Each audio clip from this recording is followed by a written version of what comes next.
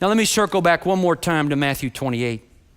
If there was ever a moment that called for cognitive reappraisal, this is it. As two broken-hearted followers of Jesus, both named Mary, are going to Jesus' grave to grieve.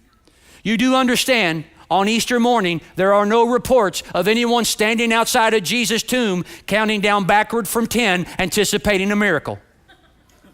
On the contrary, we read about some women who left home just before dawn to re-prepare Jesus' body for burial. Why did they feel the need to redo it? Perhaps the women assumed the men didn't do it right. After all, they were rushed to get the body down from the cross on Friday before Sabbath started, and after all, they were men. Whatever their reasons were, they did not show up expecting what they saw, because nobody was expecting nobody. They thought the story they were in was a tragedy. But God has a way of turning a tragedy into a triumph, and I believe He sprinkles in a little humor in the storyline. I love this statement about the angel. Look at what it says. It says He rolled back the stone and He sat on it. I love that phrase. He sat on it. When I was a little boy, I was on the losing end of a lot of wrestling matches with my big brother David.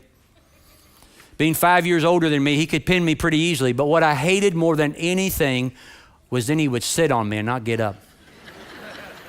Until a greater force named Marjorie Hampton, also known as Mom, intervened. Let me tell you something, when someone's sitting on you, you realize you have been utterly defeated.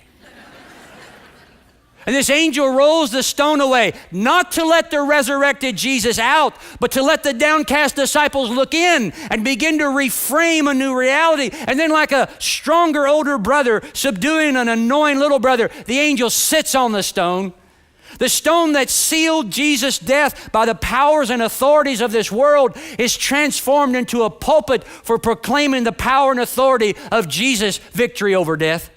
Jesus is not just a loving memory that we show up occasionally to pay respect to. Friends, He's the Lord of life, that we obey everything He commanded because He's with us.